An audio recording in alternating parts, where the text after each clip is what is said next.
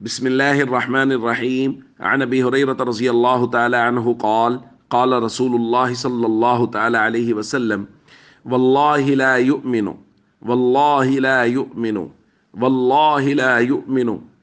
قالوا وما ذاك يا رسول الله؟ قال: الجار لا يأمن جاره بوائقه. رواہ احمد۔ نبی کریم صلی اللہ علیہ وسلم نے ارشاد فرمایا: اللہ کی قسم وہ بندہ مومن نہیں، اللہ کی قسم وہ بندہ مومن نہیں، اللہ کی قسم وہ بندہ صاحب ایمان نہیں۔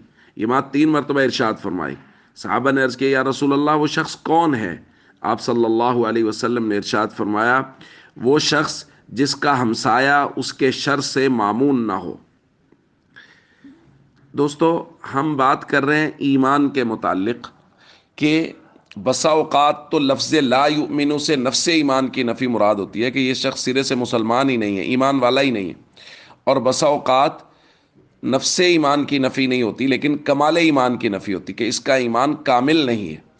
آج کی روایت میں بھی جو ذکر ہے اس کے اندر کامل ایمان کا ذکر ہے کہ اس شخص کا ایمان کامل نہیں ہے، لیکن آپ یہ بات ضرور سمجھ لیں کہ کس قدر تاکید اللہ کے نبی صلی اللہ علیہ وسلم فرماتے ہیں جب کسی عمل کے بارے میں کہتے ہیں کہ اگر یہ عمل مسلمان نہیں کر رہا تو اس کا ایمان کامل نہیں ہے۔ تو یہی بات پڑوسیوں کے ساتھ بدسلوکی کرنے والوں کے لیے حضور نے ارشاد فرمائی کہ وہ شخص جو پڑوسیوں سے بدسلوکی کرے، نبی پاک صلی اللہ علیہ وسلم نے 3 مرتبہ قسم اٹھا کے ارشاد فرمایا کہ واللہ لا یؤمن، یہ شخص اللہ کی قسم مومن نہیں ہے۔ تو بھائی، پڑوسیوں کے حقوق بہت اہم اور ضروری ہیں۔ جب یہ موضوع پڑوسیوں کے حقوق پہ بات ہوگی تو ہم اس پہ تفصیل سے بات بھی کر لیں گے، لیکن یہ بات سمجھ لیں کہ یہ اتنی اہم بات ہے کہ اللہ کے نبی صلی اللہ علیہ وسلم 3 مرتبہ قسم اٹھا کے ارشاد فرما رہے ہیں کہ اللہ کی قسم وہ بندہ مومن نہیں ہے جس کے پڑوسی اس کی شرارتوں سے معمون نہ ہو۔